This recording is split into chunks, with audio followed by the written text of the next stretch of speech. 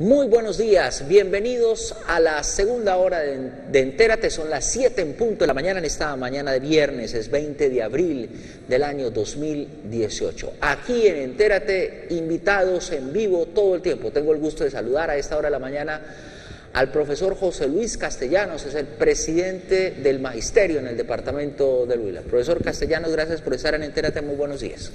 Muy buenos días, Jesús, gracias por este espacio tan importante para dirigirnos a todos los maestros, a los padres de familia y a la comunidad en general. Profesor Castellanos, los docentes esta semana son noticia porque han anunciado un paro de 48 horas en mayo próximo. ¿Por qué razón?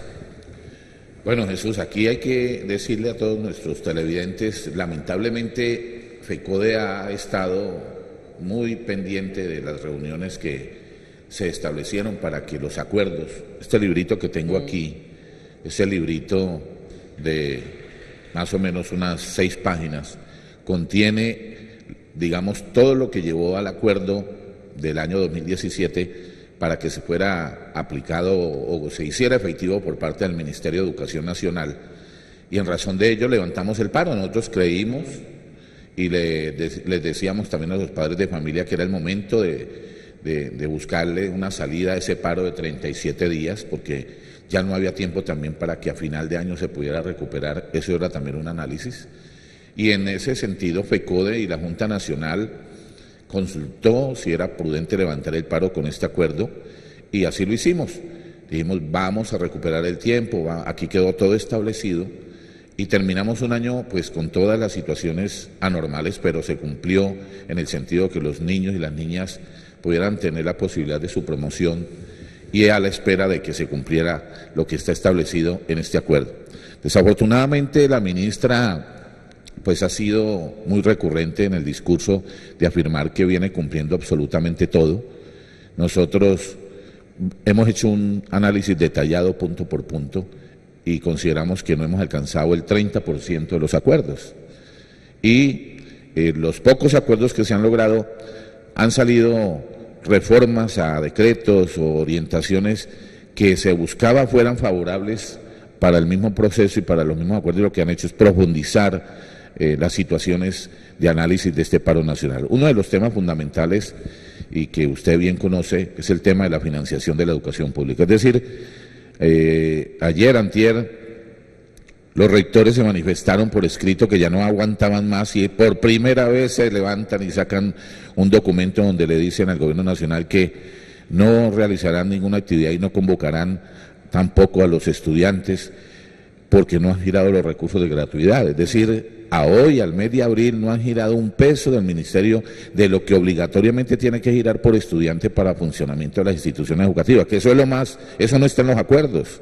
Eso es lo que debe hacer el gobierno nacional, simplemente el giro de los recursos para que así mismo se pueda mejorar todos los asuntos que tienen que ver con el funcionamiento y la prestación del servicio. Los rectores han manifestado que no ha llegado ese recurso, pero bueno, esa es una parte en la que vemos que los rectores hoy entienden que no pueden aguantar más y que eso se vuelve complejo frente a las circunstancias del funcionamiento de la institución educativa. Pero el primer tema, la esencia de todo esto, tiene que ver con la financiación, que en el marco del Sistema General de Participaciones no se da una salida. Mire lo que sucedió con los diputados que estuvieron en Bogotá. En ese proceso que nos parece muy importante, todos los diputados deberían acompañar a los gobernadores y los concejales también levantarse con los alcaldes, porque lo que está haciendo el gobierno nacional es creando una crisis, trasladándole competencias a los gobiernos locales o territoriales, y los gobiernos, digamos así, como el Huila y la alcaldía de Neiva, pues no tienen recursos para decir hoy, como en otras épocas que existieron las regalías o la bonanza de los recursos de algunos impuestos, hoy no es lo mismo. Y nos han manifestado que no hay plata para intervenir uno de los aspectos que está tan atrasado, que es la infraestructura educativa. Entonces, en ese proceso, muy válido por los diputados de la toma ya en Bogotá, las problemáticas no solamente tienen que ver con lo que ellos fueron a hacer del problema vial, del problema de los cafeteros, del problema de los arroceros, sino que hay un problema nacional con la educación pública. Es decir, parece que el interés más del gobierno es que haya y se profundice esa crisis y obligue casi a que el pueblo y la misma sociedad acepte que aquí no hay otra salida sino privatizar la educación y los niños pues entregarlos al sector privado para que sean atendidos. Y en ello pues nosotros hemos hecho un análisis muy riguroso de este documento que resultó concertadamente con el Ministerio de Educación, con el mismo Ministerio de Hacienda, y lamentablemente hay más de 10 puntos que hoy no se cumplen y son los más importantes. La financiación de la educación pública, el giro de recursos a futuro, cómo va a ser el proceso de que se pueda alimentar esa bolsa que hoy reclaman los gobiernos locales o territoriales. Y el segundo aspecto tiene que ver con jornada única. La jornada única nos ha traído unos problemas muy serios, porque el gobierno nos dio la apertura muy positivo, nosotros dijimos, esta es la forma posible de hacer más colegios. En eso hay que decirle que el gobernador del Huila ha buscado unos recursos para responderle a 11 colegios que él llama colegios de la felicidad, pero es que aquí no solamente necesitamos 11 colegios, sino que necesitamos más de 50 colegios para poder implementar la jornada única. Y esos 11 colegios no fueron con recursos que el gobierno nacional se comprometió y que, digamos así, ante el incumplimiento del Ministerio de Educación Nacional le tocó el gobernador responder por esos recursos y eso ha afectado pues otras carteras, lógico, porque para poder cumplir con ellos pues debe de disponer digamos efectivamente para que se terminen las obras. Profesor Castellanos, casualmente hoy está de visita en el Huila la ministra de Educación. Ella ya ha salido a decir que es completamente injusto que los docentes anuncien un paro de 48 horas. ¿Hasta qué punto ustedes ven que la ministra de Educación ha tenido voluntad frente a los acuerdos o qué tanta responsabilidad ha tenido la ministra de Educación frente al cumplimiento de los compromisos que hicieron con ustedes? No, eso, la ministra viene a inaugurar 1 o 2 colegios aquí en el departamento del Huila.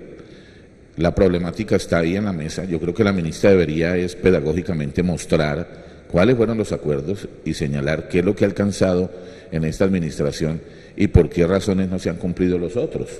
Pero lo que ha salido es con un discurso casi contra FECODE y contra los maestros, que el motivo de ello lleva a perjudicar a los niños y que el motivo del no cumplimiento de lo que ellos deberían estar haciendo es lo que realmente nos está llevando al paro. Nosotros hicimos un levantamiento del cese de actividades del paro nacional y fuimos claros que se deberían cumplir esos acuerdos.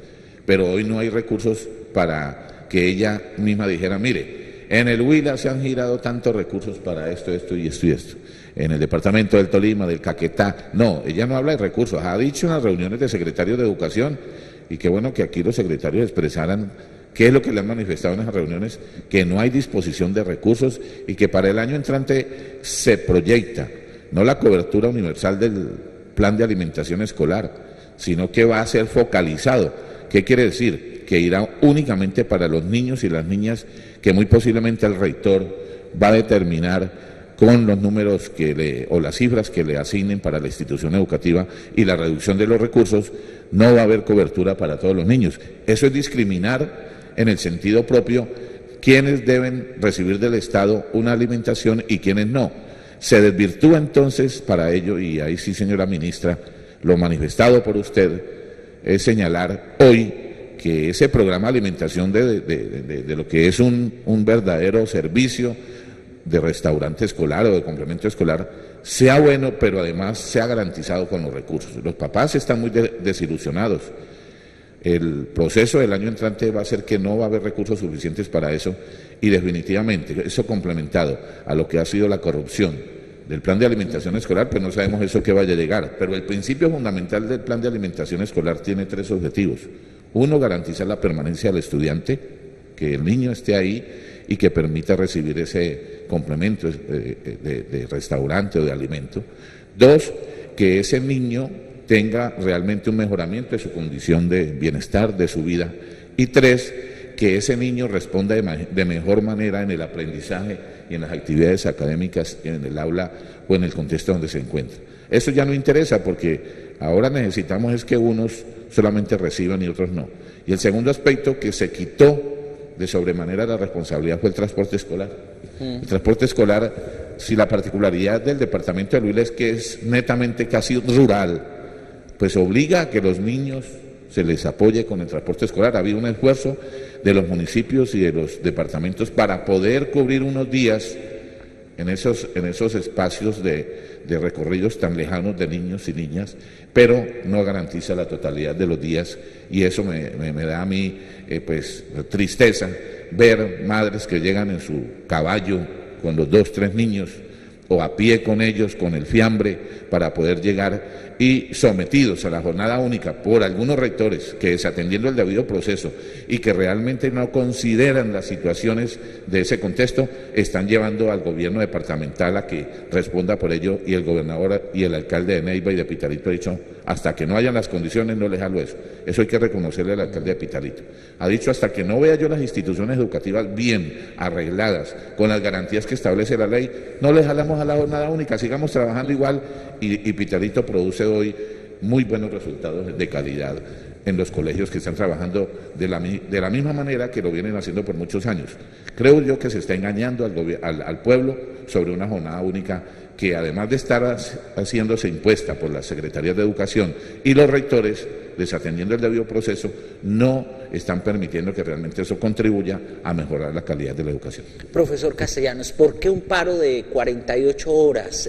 ¿En qué momento ustedes deciden vamos a hacer uso de esas actividades y que sea de 48 horas? Sí, buena pregunta, Jesús, porque estamos en proceso electoral de presidentes. Y hoy pues nos corresponde evaluar, y ojalá la sociedad evalúe quién debe ser el presidente de la República que apunte a todos estos problemas, que realmente se comprometa a la solución de los problemas sociales.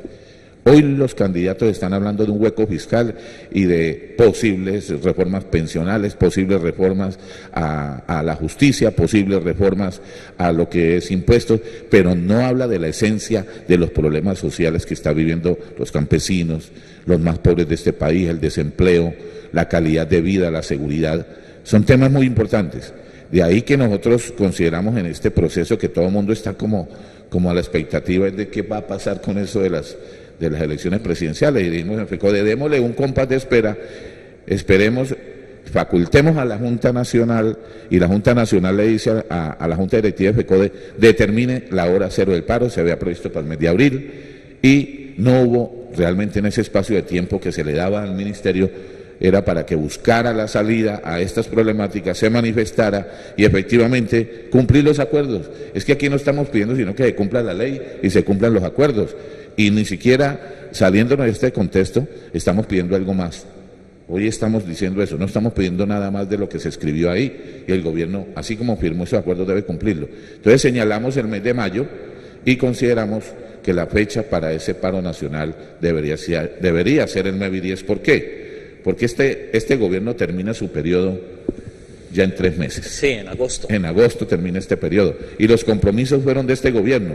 Si lo dejamos para después, es una discusión con el nuevo gobierno sobre algo que quedó anterior, con un compromiso que se fuera a cumplir, y ya nos dará ese otro motivo más para llegar a hablar con ese nuevo presidente de la República en el marco de lo que queremos de la educación para todos los colombianos. Entonces, vamos a realizar el próximo 9 y 10 ese paro de 48 horas, diciéndole a la ministra y al presidente que tiene todavía 15 días para que solucione esto, y si hay voluntad política y si hay solución a que aún en unas reuniones que se puedan hacer con la Federación Colombiana de Educadores puedan lograr que se haga una realidad de esto, pues no se haría el paro nacional.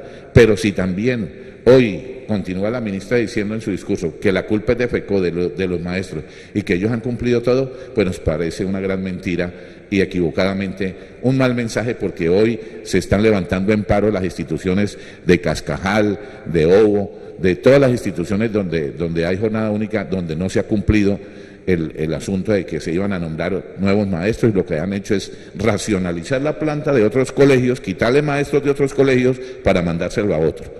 Y fuera de eso, desconocer los proyectos educativos en el marco de las actividades complementarias, Jesús, que a mí me parece hoy un momento muy oportuno hablar. Aquí no se puede hablar de que educación es exclusivamente el contenido de clases o el contenido de conocimiento de aula de clase. Aquí tenemos que apuntar es que algo está pasando con los estudiantes que se nos están suicidando. Entonces debe haber un proyecto en ese proceso de formación que apunte a que haya un impacto de lo que debe ser la formación integral del estudiante y algo que esté sucediendo ahí, inmediatamente encaminar esa acción con profesionales y con docentes que ayuden a minimizar ese impacto negativo de esas acciones que hoy no sabemos si es por internet, si por influencia de personas, si es influencia de asuntos personales, depresión, familia. Todo ese contexto hay que analizarlo, pero hoy no, eso no se tiene en cuenta, Jesús. Es solamente matemáticas, biología, ciencias en el salón y el contenido en donde yo puedo darle a un maestro 3, 4 horas una problemática de una contaminación de una quebrada. Nos vamos a involucrar en el proyecto educativo de la institución a mejorar ese espacio hídrico. Entonces los profesores de ciencia tienen 16 horas de clase, van a tener este proyecto y esas horas las van a desarrollar en un proyecto. Eso se está desconociendo y nos parece que en el proceso del marco de la jornada única lo están haciendo exclusivamente para aula de clase, contenido, y lo que han hecho es incluir más estudiantes en los salones, reduciendo con ello la posibilidad de mejorar la calidad de educación, haciendo que los espacios de extensión de tiempo que ellos señalan, que son para ellos muy buenos, jornadas extensivas, porque un niño viene desde las 5 de la mañana de su casa hasta las 3, 4 de la tarde, es que eso realmente no está llevando a que se fomenten los mejores ambientes para lograr una mejor educación. Yo creo que ahí hay un tema de resolver y en ese marco le hemos dicho como punto esencial a la ministra que suspenda la jornada única e igualmente al gobernador del departamento que suspenda la jornada única y entremos a analizar todas estas situaciones en primera instancia y no simplemente ilusionar a los padres de familia y no solucionar las problemáticas de cada una de las instituciones educativas. Profesor Castellano, sobre el tema de la jornada única, ¿por qué hay algunos rectores hablando muy bien de la jornada única y llamando a que a sus demás colegas a que no le tengan miedo a la jornada única? Es que, Jesús, nosotros estamos de acuerdo con la jornada única y esos rectores nosotros estamos también que si están dadas las condiciones, eso pasa como cuando usted tiene su casa terminada, con todo lo que usted necesita, con los recursos, pero esos maestros hoy no les ha llegado recursos de gratuidad, hoy no tienen recursos para poder solucionar sus situaciones internas. Pero nosotros, ¿qué hemos dicho? Nosotros queremos la jornada única, con responsabilidad, así como lo ha hecho el alcalde Pitalito, hasta que no esté la institución terminada. En algunas partes, el rector es el que toma la decisión y en otras, el rector ha hecho el debido proceso de toda la adopción, en la que el primer paso es hacer un ajuste al proyecto educativo institucional en sus 8 pasos y las decisiones han llegado a esa discusión en el Consejo Directivo y la han adoptado y tienen todo su colegio con esa estructura bien definida y ahí puede operar normalmente y que estén dadas las condiciones y que tienen restaurante y que tienen, claro, pero cada institución se diferencia de otra. En razón de ello, los que estén bien, claro, que le sigan cumpliendo, pero el futuro es que esto va a ser crítico y no le van a cumplir. El problema está ahí. Hoy ya han determinado responsabilidad a los gobiernos locales y no van a poder cumplir. ¿Cómo se va a cumplir entonces con esas instituciones donde se le vendió la idea a los padres de familia de hacer una muy buena jornada única como nosotros la queremos, pero que no va a ser posible? Pero en las otras es que se está, voy a decir un ejemplo, la Arcadia. La Arcadia no tiene escenarios deportivos, no tiene espacios complementarios pedagógicos, espacios saludables dignos, y allá llegó un rector y dijo, aquí se viabiliza con la Secretaría de Educación la jornada única. Y están hoy en unos problemas serios porque no están dadas las condiciones. Igualmente en La Ulloa, igualmente en Riverita, en Cascajal, en muchas partes. El rector de Gigante, en la parte alta de Cachaya, no se contentó únicamente con decir que en la sede central iba a ser jornada única, sino en las 7 sedes rurales.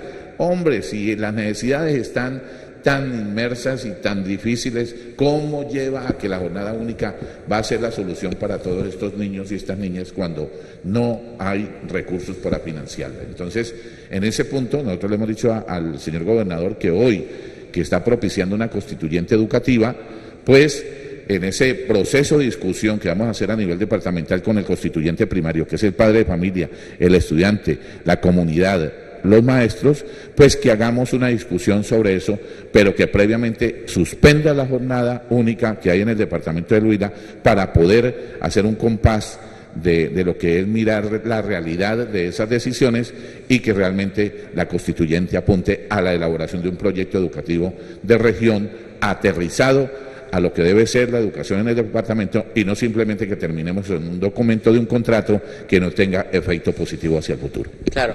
Profesor Castellanos, frente al tema del paro de las 48 horas, llega el día, lo realizan, ¿tienen pensado algo más en el futuro?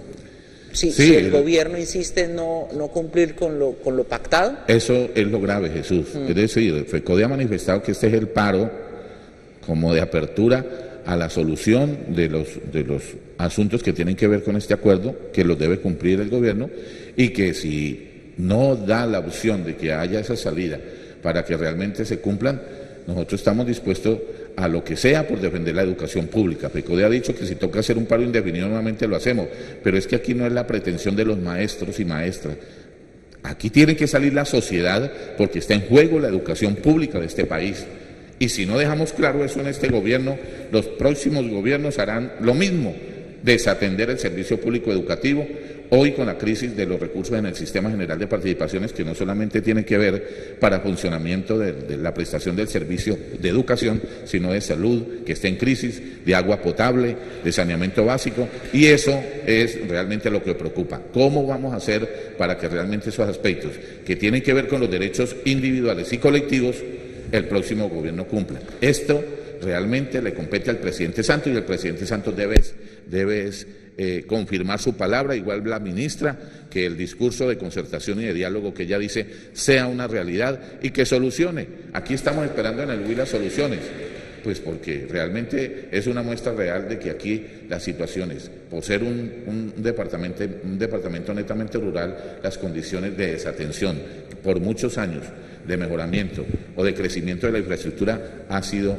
muy débil, sí, y pocos, digamos, recursos algunos gobernantes han hecho. Algunos han hecho algún colegio, llevamos 20 años y hemos visto 4 o 5 colegios apenas en el departamento de Huila de 180 que hay, 10 que hace ahorita el gobernador, pero quedan 170 y más o menos 1000 sedes que no han sido intervenidas, y hoy la situación de eso que queremos para nuestros niños, que sea de calidad, pues no lo es.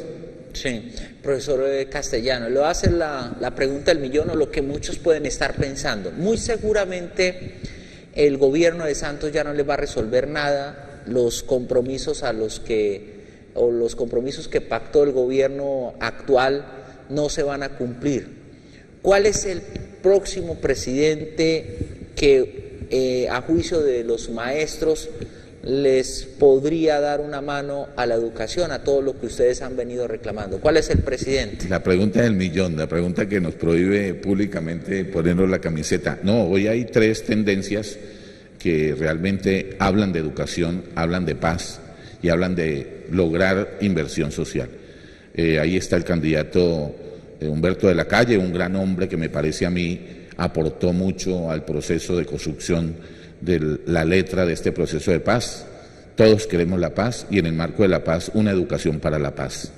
Igualmente Sergio Fajardo, que es un maestro, habla también de lo importante y trascendental que es la paz, y habla en el sentido de lo que es la deuda histórica a los maestros y la deuda histórica a los recursos que debieron haber llegado hasta la última escuela más lejana.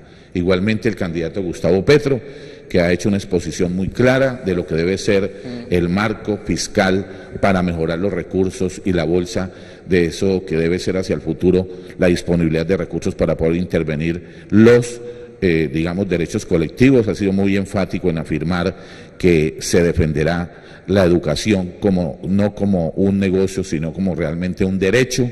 Igualmente el derecho al agua, a defender el territorio, a defender nuestro, digamos, entorno de los recursos y no a la minería. Y yo creo que en esas tendencias estamos los maestros. En esas tendencias, claro, hay muchos maestros que pueden estar pensando votar por Duque o votar por Vargas Llera, pero la tendencia mayoritaria es que los candidatos que más han hecho referencia al tema educativo son esos 3, de la Calle, Fajardo y Petro.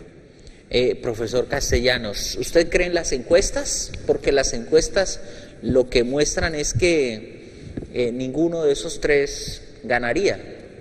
Sí, la situación está muy complicada, pero también hay que tener optimismo y posibilidades de que este país históricamente hoy tenga un cambio en la generación y en la expectativa de que todos queremos que esta Colombia sea un país incluyente. Profesor Castellanos, ¿cómo le iría a los maestros con Iván Duque? ¿Ya se lo imagina? Bueno, muy difícil, porque es que... ¿Por qué Duque no? Es que Uribe fue quien elaboró lo que ha sido el peor de los desastres en el campo educativo para los maestros, que fue el Estatuto 1278. Es decir, cuando divide al magisterio y señala una ruta de quién es el nuevo maestro con unas nuevas condiciones, llevó a pauperizar, a minimizar la consideración del ser maestro en este país, y lo que llevó fue casi al deterioro profesional y no posibilitar realmente dignificar la profesión docente. Ese Estatuto 1278 para los nuevos maestros ha tenido lamentablemente muchas situaciones negativas. En la calle nos ha tenido que salir a defender. Igualmente todo lo que fue el mismo proceso de los condicionamientos de la parte de salud. En fin, el hecho es que Duque hereda todo lo de Uribe y parece que habla en ese mismo contexto, y nosotros le tememos a un gobierno con Duque. ¿Y por qué Petro sí? Bueno, Petro es un hombre que yo creo que tiene un discurso muy social, un discurso hoy que, digamos, busca en un contexto aclimatar estos ánimos en la que el discurso de violencia, en el que el discurso de la discriminación, en el que el discurso de hacer caso omiso a un tema tan grave como es la corrupción, alguien debe colocarle un tate quieto a esto. Y ese tema ha sido de los tres candidatos que yo expresaba. Pero Petro habla de una Colombia humana, y yo creo que eso es lo que necesita este país. Esta Colombia no puede ser despedazada ni entregada a los extranjeros, a la inversión y a la explotación, sin tener la parte humana, que es la esencia de un país que tiene cultura, que tiene educación, que tiene ciencia, que tiene tecnología, que tiene la posibilidad de que este territorio realmente se le disfrute en el presente, pero también tiene para el futuro nuestros hijos e hijas y futuras generaciones un país con grandes posibilidades para que asimismo contribuya en la defensa del planeta. Me parece a mí que hoy estamos fuera de un análisis tan importante. El planeta nuestro cada vez a gritos pide que la protejamos, que la defendamos. Y pareciera que ese tema no nos interesa. El tema de las basuras, el tema de la contaminación química, el tema de la explotación a gran escala, la minería, la contaminación con químicos para la explotación de minerales preciosos, pero esa riqueza no está para nuestro país, está para otro. Y un tema que yo realmente llamo la atención: las tierras de este país, las mejores tierras de este país, son de los ricos de este país, no explotadas, y los pobres en pequeñas parcelas en las montañas tratando de sobrevivir, cuando esas tierras que ha dicho Petro y que le han dado como un sentido negro de que las va a expropiar y que las va a quitar como Venezuela, a mí me parece que esa es la política que hace daño, es que realmente esas tierras sean productivas o que las vendan. Eso pasa como aquí en Neiva, un lote baldío en el centro, cuando hay necesidades y hay que buscar las soluciones en la parte de fuera, pues que se ponga a disposición, sirva a la sociedad, las explote, produzca empleo, produzca ganancia, pero además que haya una economía de mercado sobre la base de esas tierras. Es lo que más me preocupa a mí, que aquí hay mucha gente desarraigada de sus tierras, y hay una opción para que a esas personas, que yo sé que no se las van a quitar, se las deben comprar, y esas mejores tierras tiene que realmente el Estado disponer de una reforma agraria que mejore la condición del autosostenimiento y acabar con la importación de productos que hoy está acabando a nuestros cafeteros, a nuestros arroceros. Se acabaron los algodoneros, y aquí los fruticultores ya están pidiendo auxilio, aquí ya los que están produciendo pescado, piscicultura, están pidiendo auxilio. No queremos ver volquetadas de mojarra botándose a futuro porque nadie nos la compra o porque el mercado se saturó, y esas son las problemáticas que yo creo que están en ese pensamiento de Petro presidente. Pues profesor José Luis Castellanos, presidente de la Asociación de Institutores Huilenses, Ha sido usted muy amable, gracias por estar en Entérate en esta mañana de viernes. No, gracias Jesús. El próximo 9 y 10 va a haber grandes movilizaciones en Garzón, Vitalito y La Plata y Neiva. Por primera vez nos llevamos a todos los maestros trasladados desde sus municipios a estas cabeceras.